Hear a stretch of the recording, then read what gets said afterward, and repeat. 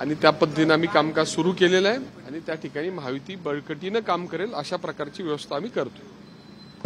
निंबाळकर साहेब, माढा लोकसभा मतदारसंघासंदर्भात जेव्हापासून तुमची उमेदवारी जाहीर झाली अनेक अडचणी येत आहेत समोर। नाही, मतदारसंघामध्ये अडचणी कुठल्या नसतात, याला फक्त जरा जास्त फोकस मीडियाच्या माध्यमातून केला जातो। प्रत्येक ठिकाणी आम्ही राष्ट्रवादी आणि आम्ही एकमेकाच्या विरोधात लढलेलो आहे।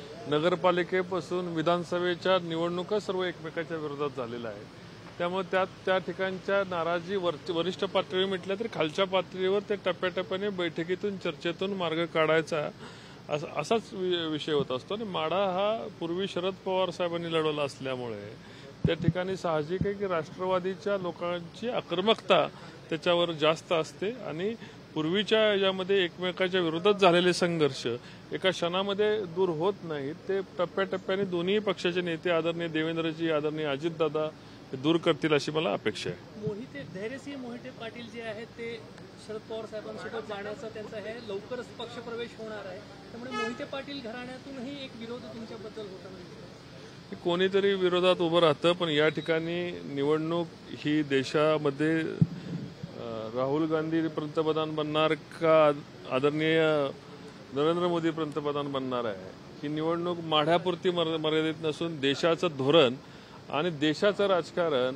आणि देशाचा प्रगतीचा वेग ठरवणार आहे। त्यामुळे समोरील उमेदवार कोण आहेत याच्यापेक्षा माढा मतदारसंघामध्ये आदरणीय मोदीजींना या ठिकाणी सगळ्या लोकांचा प्रेफरन्स आहे। निश्चितपणे मोदीजींना धोरण घेऊन आम्ही समोरचा उमेदवार कोण आहे याच्याकडे आम्ही दुर्लक्ष करतोय। रामराजेंच्या नेतृत्वामध्ये एक शिष्टमंडळ अजितदादांना भेटलं, त्याच्यामध्ये असं सांगण्यात आलं की तुम्ही आणि जयकुमार गोखरे यांच्याकडून सहकार्य होत नाही राष्ट्रवादीच्या नेत्यांना, अशी एक तक्रारवजा सूर जो आहे तो राष्ट्रवादीच्या नेत्यांचा अजितदादांसमोर होता। आता सहकार्याची भूमिका ही गेले 3 वर्ष पूर्वीपासून राष्ट्रवादी सत्तेत आहे, आताही ते भारतीय जनता पार्टी आणि शिवसेनेच्या सरकारमध्ये ते सत्तेत आहेत।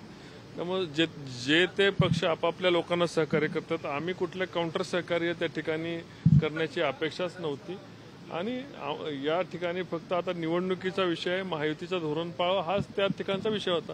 पूर्वीचे उन्हे धोने प्रत्येक ठिकाणी असतात आणि ते चालत राहतात।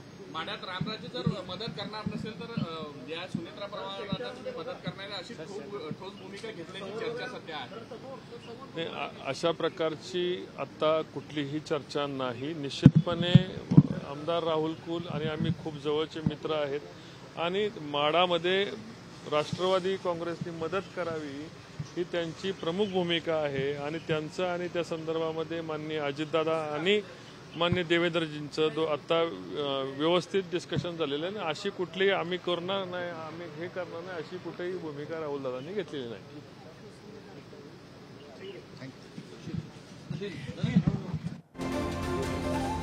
तर रणजितसिंह निंबाळकर यांनी फडणवीसांची भेट घेतली आणि त्यानंतर त्यांनी माध्यमांशी संवाद साधलाय। रामराजेंच्या नाराजीवरून सध्या चर्चा सुरू आहे असं सुद्धा ते म्हणतात आणि चर्चेतून नाराजी दूर होईल असं सुद्धा निंबाळकर यांनी स्पष्ट केलंय। सोबतच माढा लोकसभेबाबत सुद्धा चर्चा झाल्याचं त्यांनी म्हटलंय। टप्प्याटप्प्यानं नाराजी दूर होईल, युतीधर्म सर्वांनी पाळावा असं राहुल कुल म्हणतायत। फडणवीसांच्या भेटीनंतर त्यांनी माध्यमांशी संवाद साधला।